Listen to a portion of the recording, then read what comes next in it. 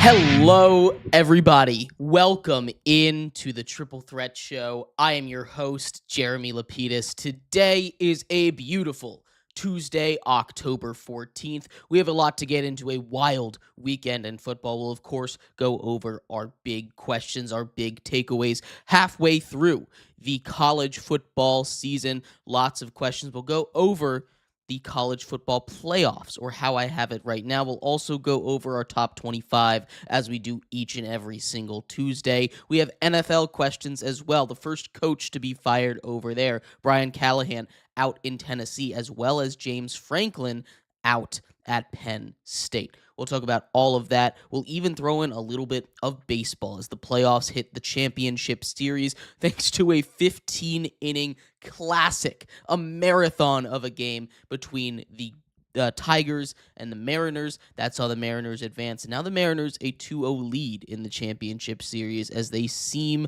like a team of destiny right now. But we'll get into all of that later. Let's start off with college football. Just like we do every single week, we have college football questions. There's questions every single time. But the questions right now, I'm going to start off with are surrounding Penn State. You saw the thumbnail. You saw the little question we put on our little football over there. It's a lot of what's going to happen around Curt Cignetti, around Indiana, and around Penn State. So let's break those games down a little bit. Indiana gets their biggest win in probably school history. The second time they've ever beaten a top 5 opponent. The first time they've ever done it on the road. The first time they've done it in 46 matchups. They dominated that game, start to finish. Curt Cignetti, as he said when he was hired at Indiana, Google him. He does nothing but win. He started his career with Nick Saban as an assistant coach. He moved to East Carolina, won over there, established them as one of the better group of 5 programs, goes to James Madison, gets them into the FBS, has them winning top 25s year in, year out, brings his James Madison squad, the top guys, over to Indiana, gets the Indiana money, the Big Ten boosters, the attention, and the big size of Indiana, and you turn this team into playoffs year one, and now a top 3 team in all of college football according to the AP poll. Now, we'll go over where I have them at, but the questions today largely surround Indiana and specifically Curt Cignetti. So we'll start with Indiana as a whole. Like I said, they get that first massive win for them, their first big win over a program in the top 5 in over 46 seasons, 46 years. Their second time ever beating a top 5 ranked program. You have to go back to like the 1940s for something like that, which is crazy. Now, obviously, I'm exaggerating a little bit, but they dominated that game. They really did. Fernando Mendoza looks really good. They shut down Oregon. They controlled the line of scrimmage. They had the offensive and defensive lines taken care of. They were just dominant on each and every front in that game.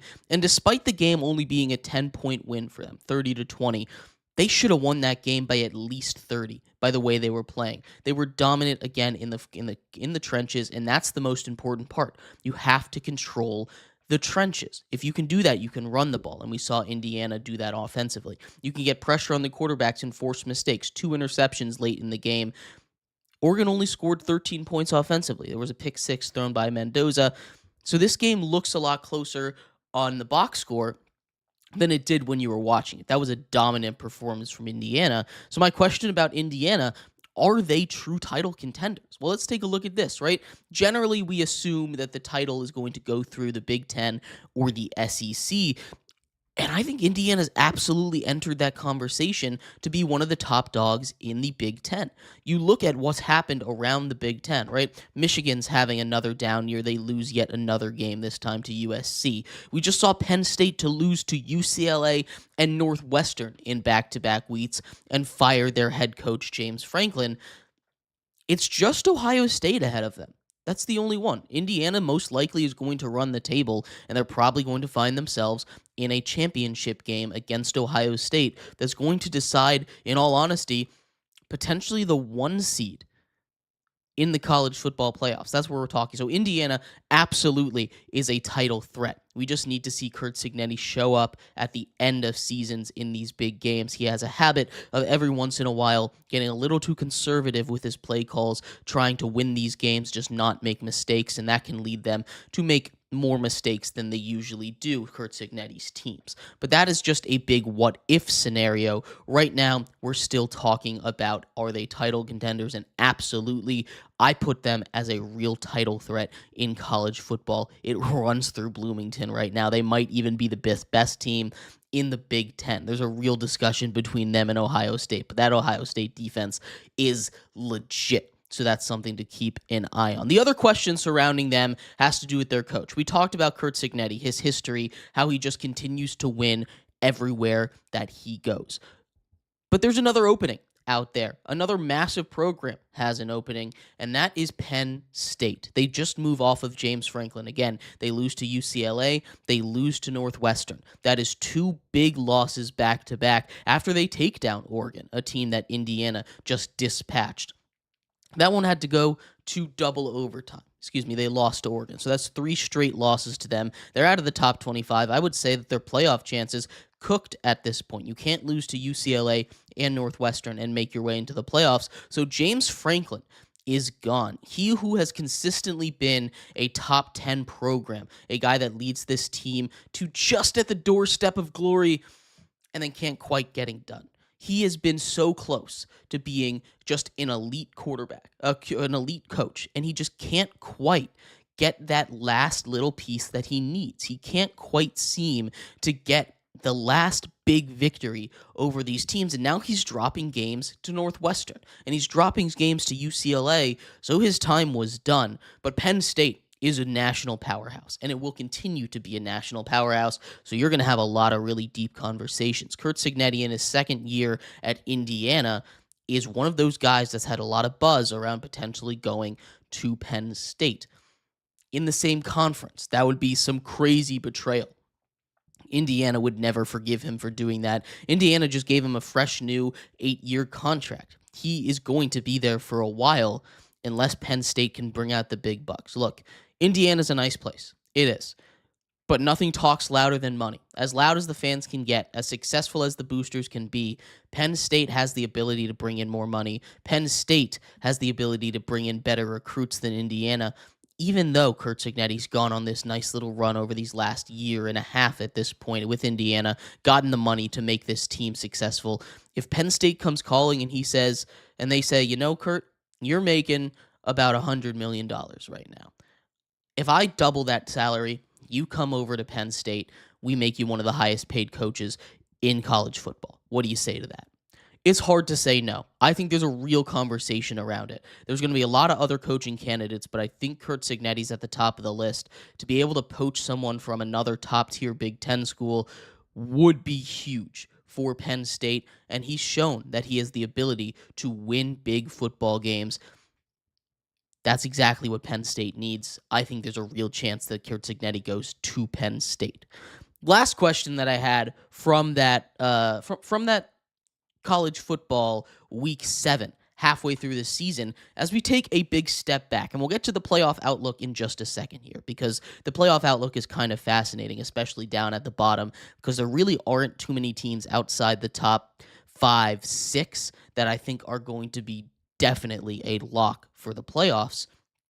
But as we take a look here, we get down to the bottom of the playoffs. Is there a possibility for there to be more than one group of 5 school make it? Now, specifically, I'm looking at the American Conference. As much as my fandom wants to say JMU's going to make it, unless the American Conference implodes, it's going to be an American Conference team.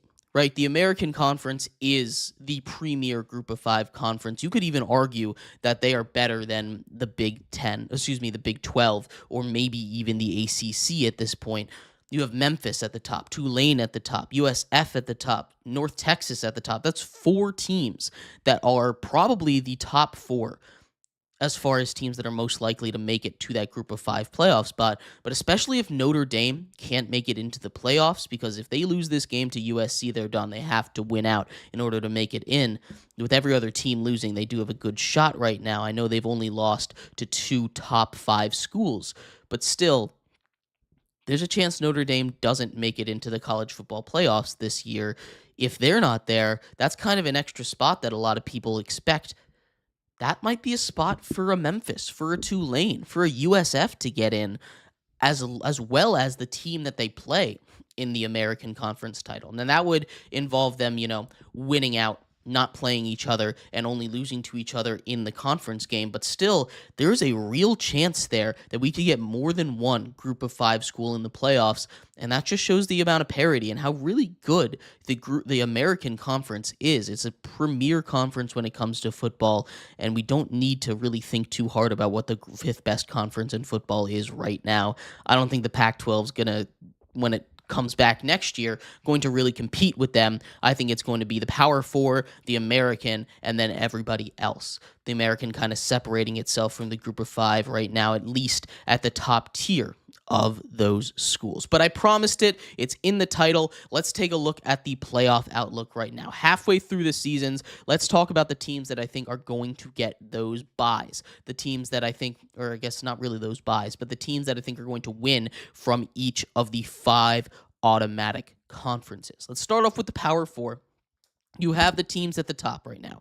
Miami is going to win the ACC. Unless there's some crazy fall off at the end, I'm riding with Miami. I don't think they have a crazy fall off. That defense is elite. They haven't had that in past years. Ohio State is going to make the playoffs as well. If they win the Big Ten or not, if they lose to Indiana, they're going to find their way in. I have them penciled in as Big Ten champions right now. They are going to be that next team in. I have Alabama coming out of the SEC. I know you have a couple teams ahead of them as far as the SEC champions, but the way that Alabama's playing, they've survived some tough tests. They've just played really great football, and I love the way that their quarterback's playing as well. He's an underrated Heisman candidate over there. Texas Tech, I think the undisputed king of the Big 12 right now. They've dominated everyone, including their best competition, probably the Utes out of Utah, who just destroyed Arizona State 42-10. I know Arizona State didn't have their starting quarterback, but still, I don't think even with Sam Leavitt, they were putting up 42 points against a really good Utah defense. Outside of that, those are the Power 4 conference winners I've penciled in. There's a couple more that I think will make it. The Group of 5 champion is going to make it. I've got that as USF. South Florida, I think, is the best Group of 5 team right now. I think they run the table, and I think they take care of business in the American Championship. But then you have Indiana, who I think is a lock. Texas A&M, who I think is a lock. I think Oregon finds its way in. They'll probably win out. I know they've had a tough loss against Indiana this week, but Indiana's a very good team. I'm not too worried about them. Georgia will find their way in, and then this is where it gets murky. I think Ole Miss is going to find its way in, although they've got a tough schedule down the stretch. That's 2 more spots to go. Can you put another ACC team in there? Can you put another Big 12 team in there? Is Notre Dame going to make it?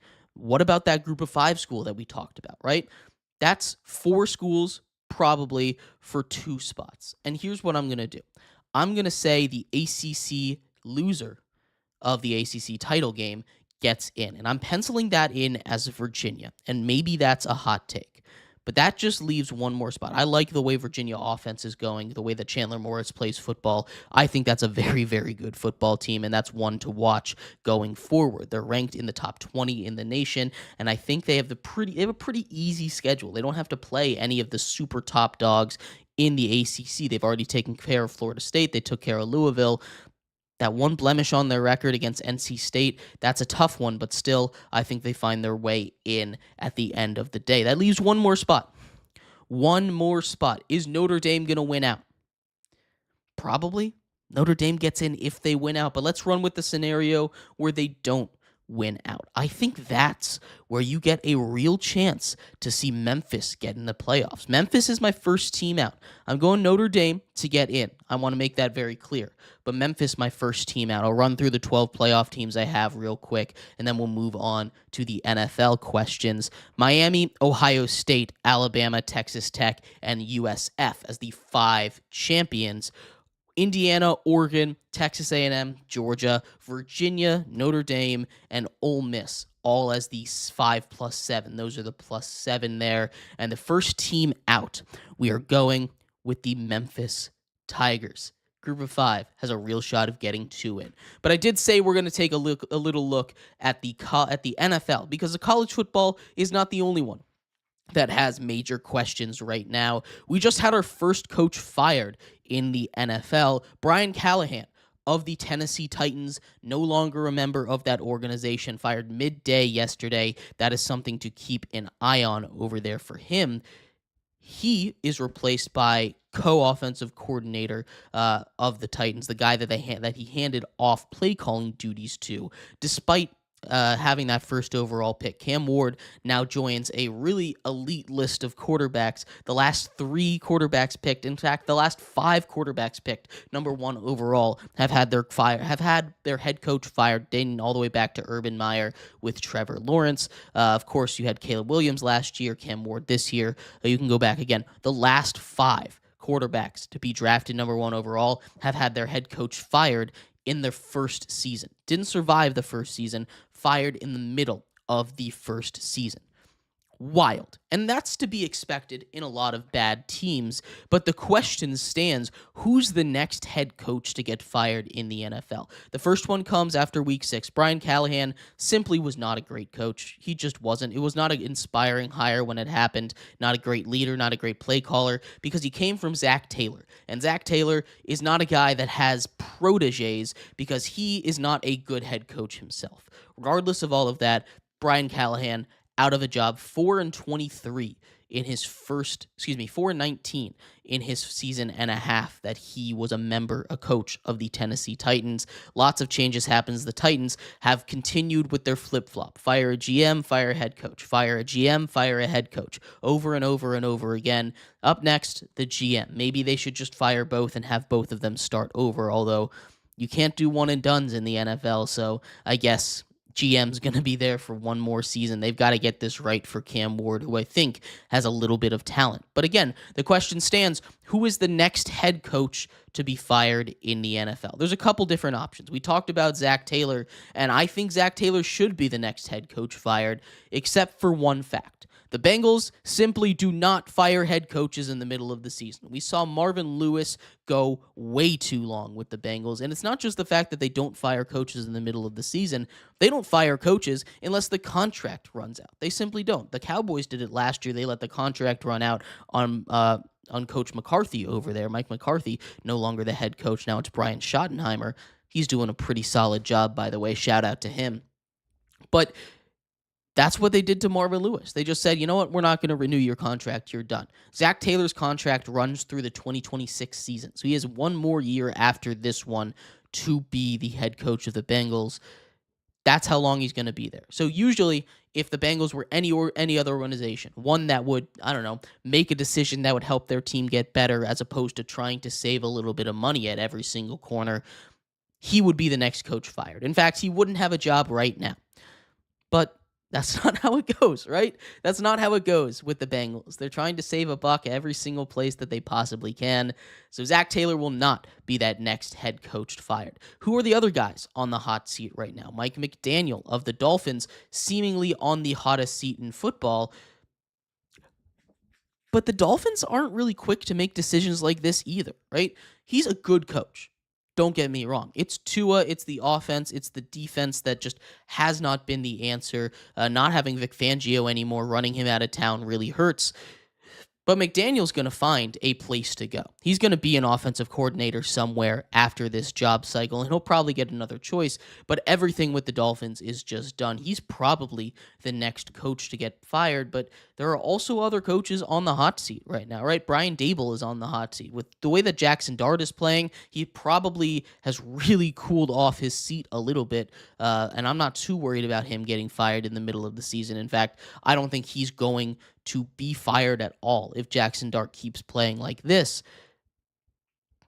But Kevin Stefanski, his rookie quarterbacks aren't going. He clearly did not approve of that Joe Flacco trade. He has some kind of vendetta against Shitter Sanders, who I will say probably not ready to start football games right now. He didn't play great in the preseason. Dylan Gabriel's looked pretty solid. He just threw 52 passes in a football game. That's not the way you want to get your third-round rookie quarterback into it against a really good Steelers defense. That's just not a recipe for success. Stefanski's someone that is definitely a great coach, but is currently on the hot seat. Talk about John Harbaugh a little bit. He's on the hot seat for sure. The Ravens 1-5. There's been chatter a lot about the Ravens moving off of their off of their head coach, their longtime head coach. He just doesn't seem to have the answers right now.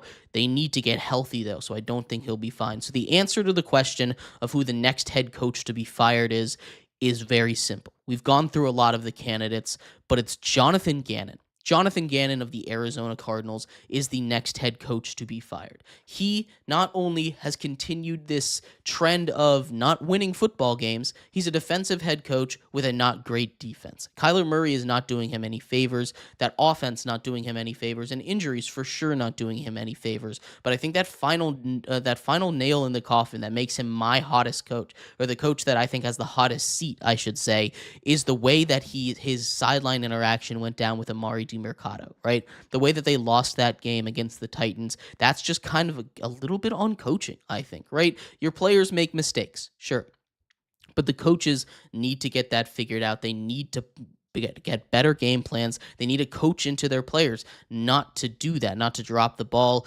just to fall on it instead of slapping the ball into the end zone in a game situation like that. There's lots of mental mistakes that are being made by the Arizona Cardinals right now. You go back to the game on Thursday Night Football against the Seahawks. You play a great game, you take the lead with 40 seconds left, and then you kick a kickoff out of bounds, right? Again, it's not necessarily on the coach, but it does come back to the coach a little bit. I think Jonathan Gannon, the next head coach to be fired. That leads me into yet another question for you guys. Are the Chiefs the best team in the AFC? Let's talk about this a little bit, because you look at me after I say that question, you say, Jeremy, that's a little bit crazy. The Chiefs are not the best team in the AFC. There's a lot of teams ahead of them. What about the Bills? They just lost. What about the Colts? Do you really think that Daniel Jones and the Colts are a better team than that Chiefs team right now with the way that they're playing offense? And when you have Chris Jones, who's motivated, you saw how big of a difference that can make against the Lions as opposed to what he's kind of been all season. Are they the best team in the AFC? I'm inclined to say yes right now. Are they better than the Bills?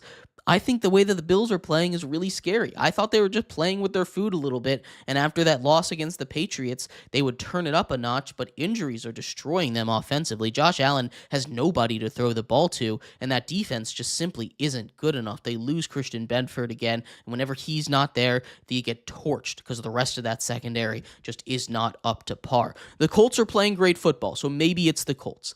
But again, that just is not a super inspiring Colts defense, and as long as you can shut down the run game a little bit, which no one really has been able to do against Jonathan Taylor, I don't think Daniel Jones is a guy that can really control this offense enough to be that best team in the AFC. The Jaguars make too many rookie mistakes. They do. Trevor Lawrence turned the ball over too much. They get lucky a couple times. They just can't really convert the way that they need to be considered the best team in the AFC.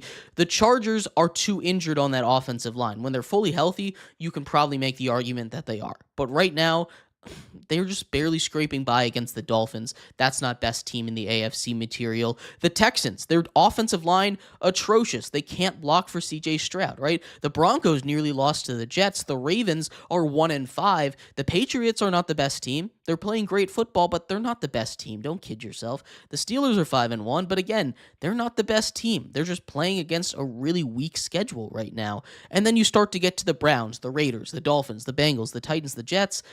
I think the Chiefs are the best team in the AFC right now.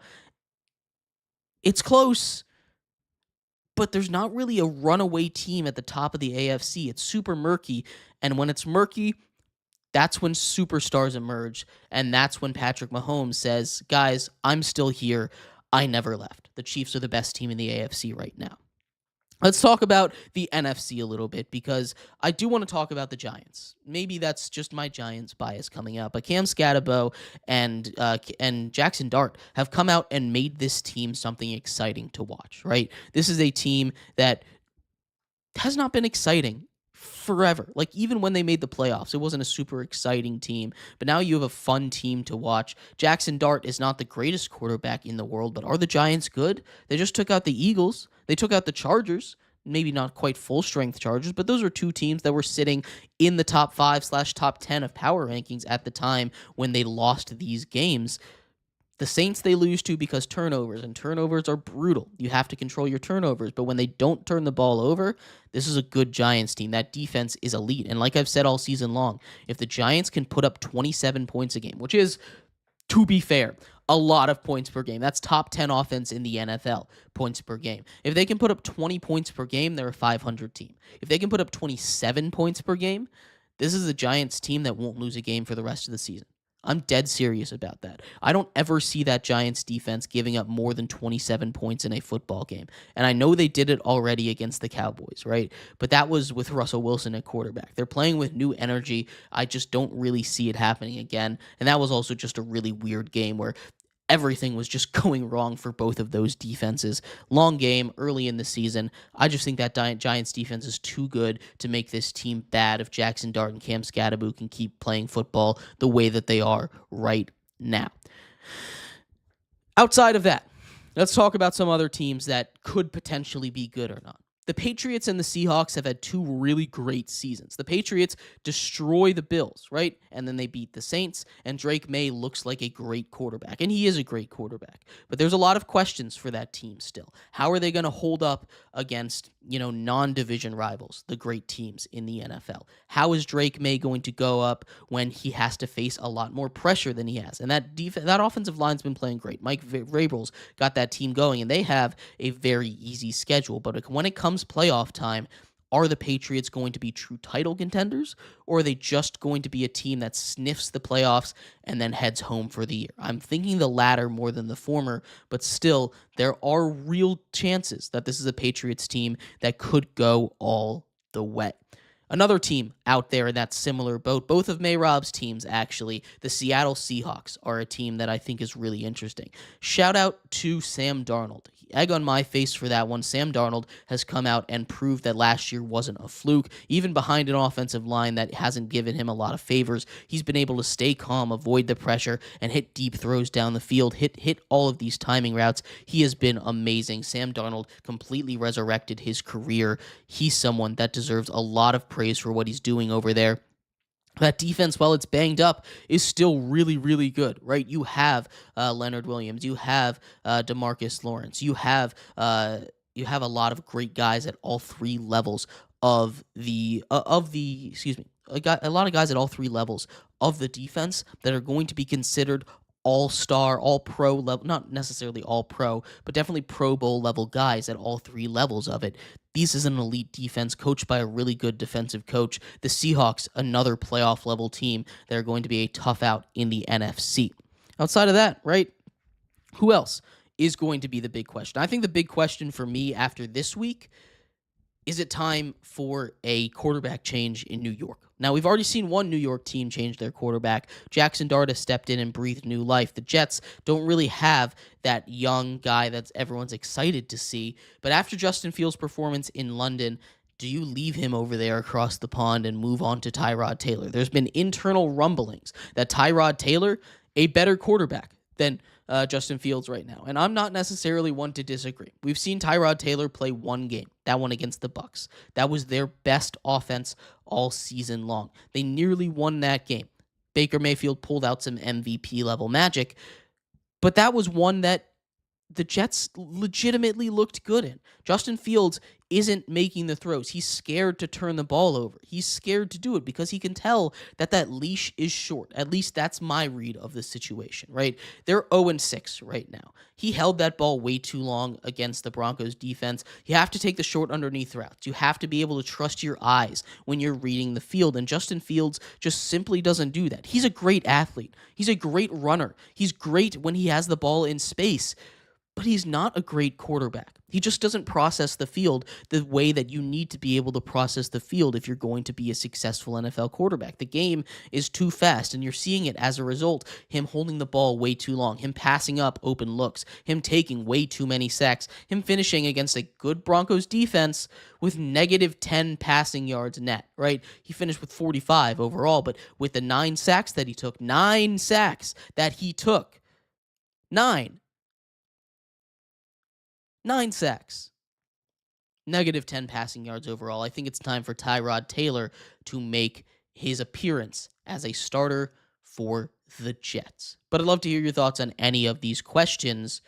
It's time to get into our triple threat top 25, as we do every single Tuesday. The college football week has wrapped up. We're halfway through the season now. It's time to see where every single team stands. Let's start off, as we do, with the G5 T5, the group of 5, top 5. Who are these teams that are quite close to being in the playoffs? Who is going to be their representative? Navy and JMU just miss out. They're in the 6-7 spot over there. The North Texas Mean Green, after a brutal loss to USF 63 to 36.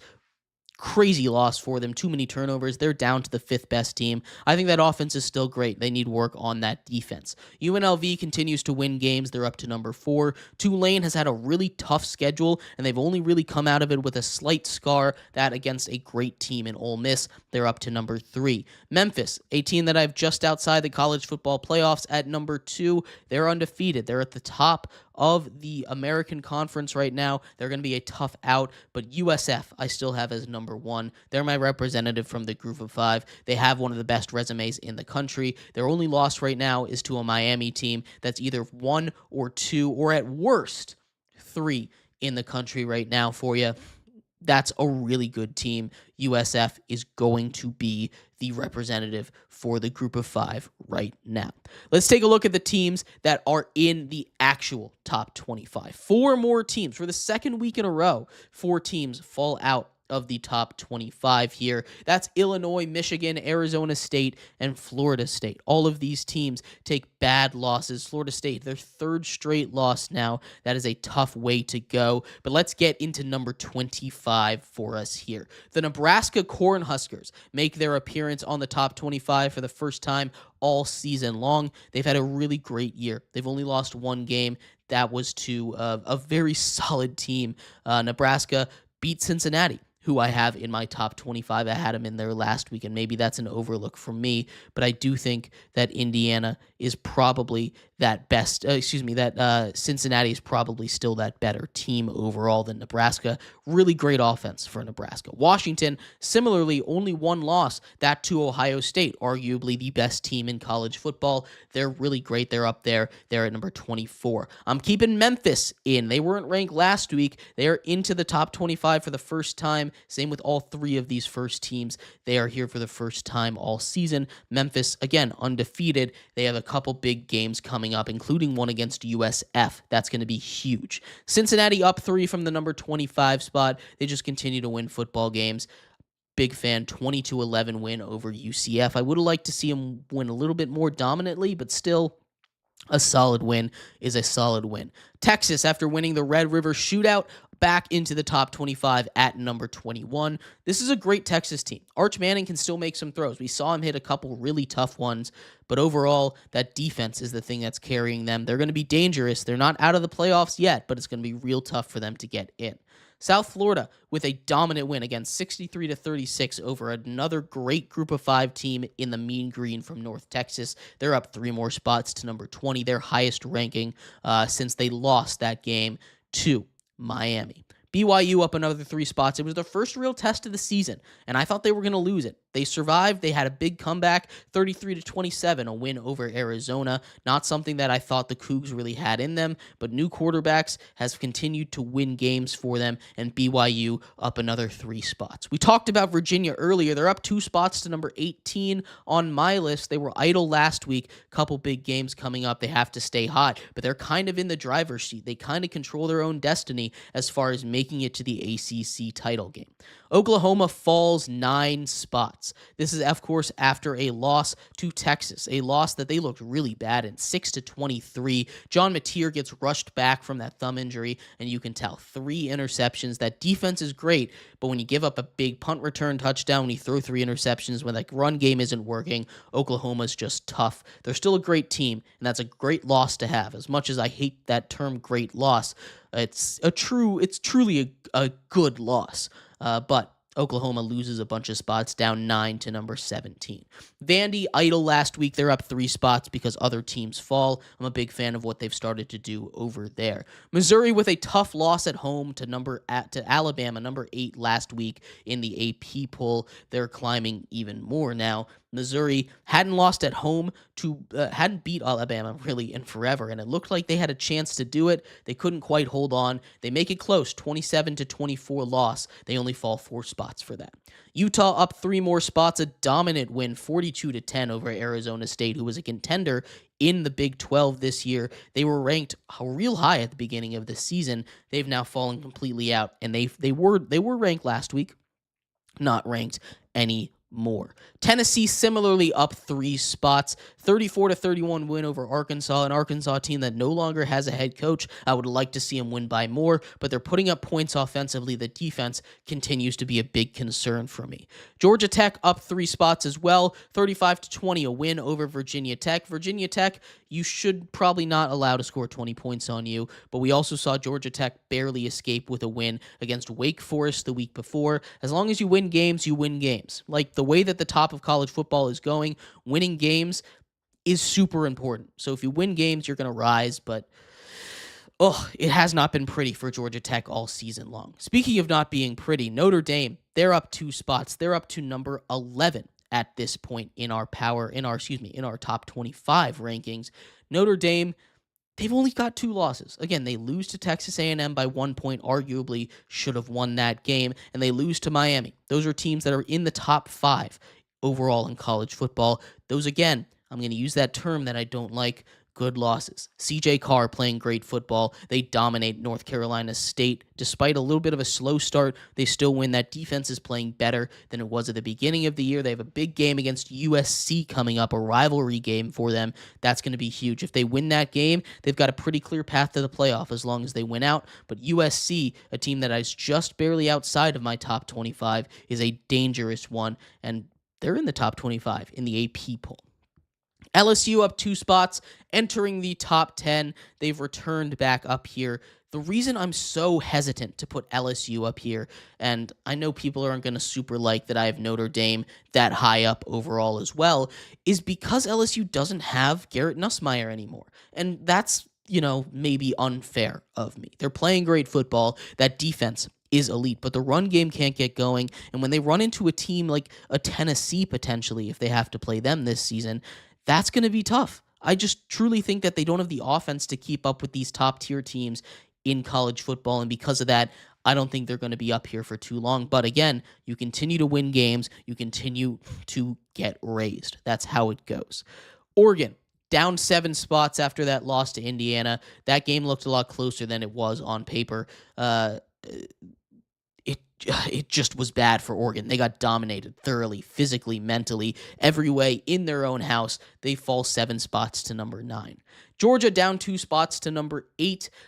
They win over Auburn. I just had to do a little bit of shuffling of the rankings because there were a lot of teams that I thought had bigger wins. Georgia's still a really great squad. They're at number 8 overall. Number 7, the Alabama Crimson Tide. I got to pump my brakes on Alabama a little bit. I like this Alabama team a lot. They have a big win over Georgia. Their only loss to Florida State is continuing to get worse and worse, which is why they really fall here despite winning a big game against Missouri. That's a big win. They're down 3 spots. They're still in the top 10, but they're at number 7 for me.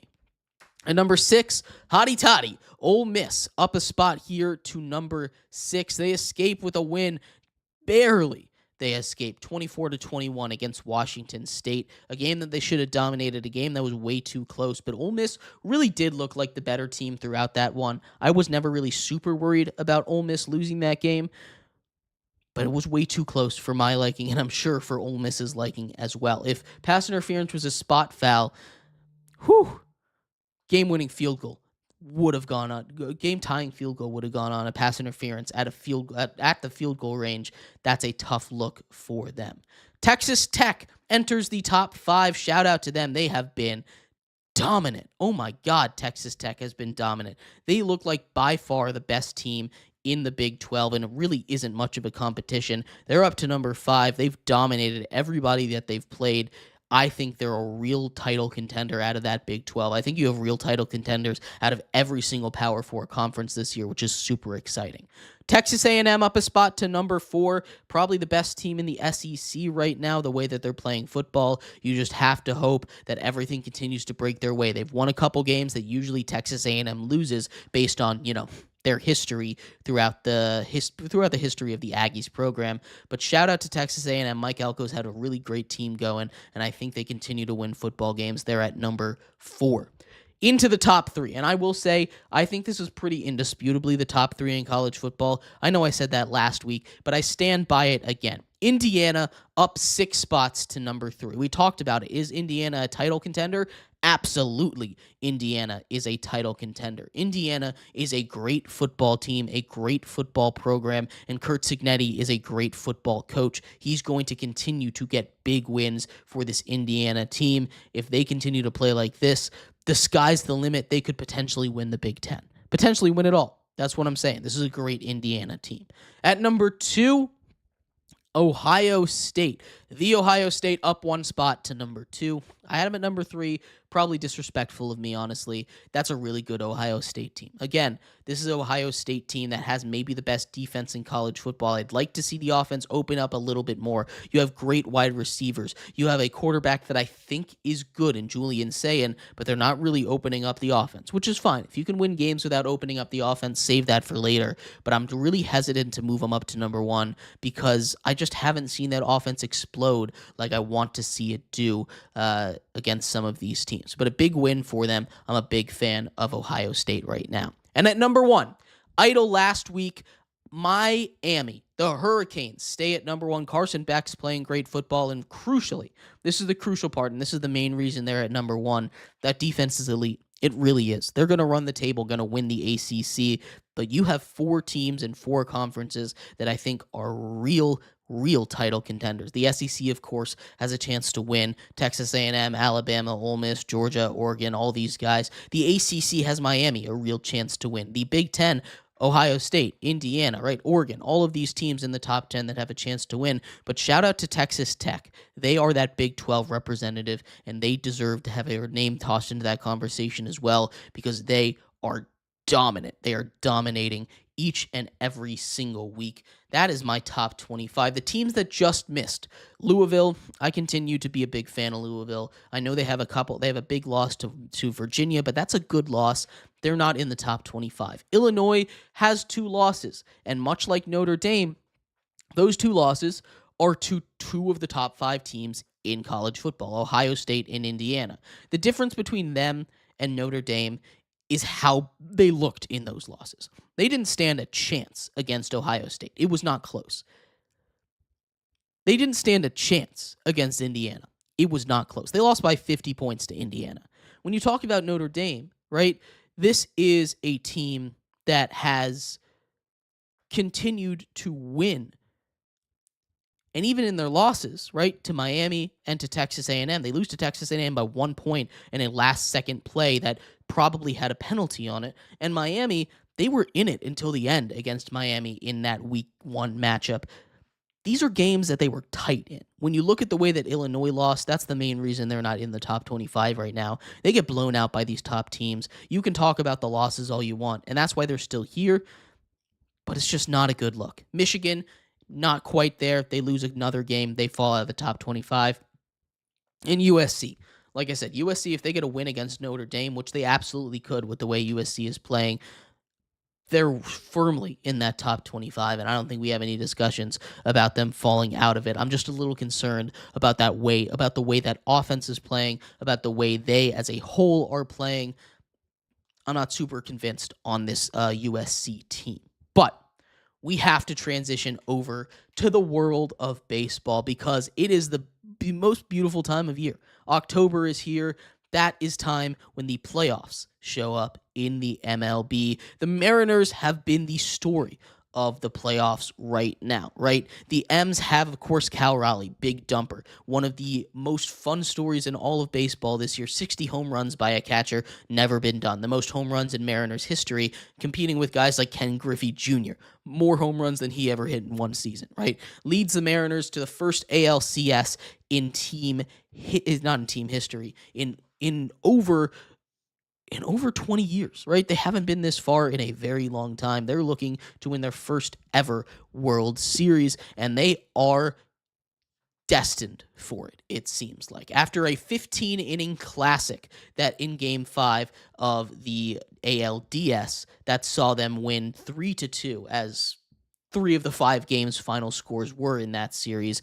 We saw, of course, lots of big heroics from all of the players all around, but the pitching staffs, shout out to both of them. They really had to go deep into it. The M's, who I thought might have a depleted arms early in that series, it really hasn't mattered, right? They're up 2-0 in the series now against the Toronto Blue Jays. The Blue Jays, who just dominated the Yankees, they just murdered the Blue Jays in week 1. Not week 1, in game 2 of that series, right? Game 2 of that series, 10-3, a Mariners victory. Absolute domination. Game 1, 3-1. If you fall behind 3-0, I mean, it's happened before. You can have a comeback, but it's going to be really hard for a comeback to be underway. The Blue Jays have really struggled on the road. The Mariners have been great at home. It's a big ballpark, still up north, so there should be a couple Blue Jays fans kind of hanging around there, but the Mariners look in control, and they're trying to win their first ever MLB World Series. They're going to have to face off against either the Dodgers or the Brewers. And that game 1 took place last night. The Dodgers escaped 2-1. You had a beautiful, beautiful game. It was a great pitcher's duel, right? Blake Snell went 8 innings, faced the minimum, only allowed 1 hit, struck out 10, no walks overall. Again, got that one guy that got on base out with a double play, faced the minimum through 8, and yet the Dodgers offense, the vaunted Dodgers offense, could not get anything done. This, of course, was helped out by one of the craziest plays you will ever see in baseball, bases loaded, in the top of the 4th inning, for the Dodgers. A home run robbery, tipped off the glove, caught by the center fielder, thrown in, bases were loaded with 1 out. The Dodgers didn't think it was a catch. Runner got tagged at third after not tagging up from the catch, and the Brewers keep that game scoreless all the way until the 6th inning, when Freddie Freeman hit a home run in that one, giving them a 1-0 lead. They eventually walked that game. They walked the game-winning run in the 9th inning. But in the 9th inning, Blake Trinan shut down the game. Bases loaded, 2 outs. Could not quite get it done. The Brewers lose game 1, and that's the big concern with the Brewers, right? The offense needs to be there. The pitching is always going to be there. I'm never concerned with the pitching, but when you're going up against a Dodgers team that is as great as this Dodgers team is, game 2 tonight, the Brewers and the Dodgers, it's just tough. Yoshi Yamamoto, who's been amazing all postseason long, goes and takes on Freddie Peralta. This is going to be, again, a huge game. You can't fall behind 2-0 against this Dodgers team, but it looks to me like we're set up for a Mariners versus Dodgers World Series, and that one is going to be a lot of fun. The Mariners, my team this year in the postseason, I've decided. I think they're a team of destiny. I think they're a team that's just gonna win it all this year. I really do. I'm a big fan of pitching, and I think that Cal Raleigh and that offense have it all put together. The big moves they made at the deadline. Josh Naylor has been playing great baseball. But of course, keep it locked on the Triple Threat Show. We'll give you updates every single day with what's going on. M's up 2-0, Dodgers up 1-0 in the Championship Series, AL and NL, respectively, for a chance to win the AL and NL pennants and compete for the Commissioner's Trophy, the World Series. But thank you, everybody, so much for tuning in to today's episode of the Triple Threat Show. I have been your host, Jeremy Lapidus. We will be back tomorrow talking NFL. We'll go over some more NFL questions. Believe it or not, I've got even more of them for you. Lots of stuff going on around the world of football. We, of course, have power rankings every single Wednesday. We'll go over the NFL playoffs as well as anything else that happens from around the world of sports today. I've been your host, Jeremy Lapidus. Check us out everywhere you get your podcast. That's on Spotify. That's on Apple Podcasts, iHeartRadio, Audible, Amazon Podcasts, and more. Check us out wherever on YouTube at Triple Threat Show, Twitch at 3 Threat Show, Instagram at 3 Threat Show _, and on TikTok at _Triple Threat Show. I can't wait to talk to you tomorrow.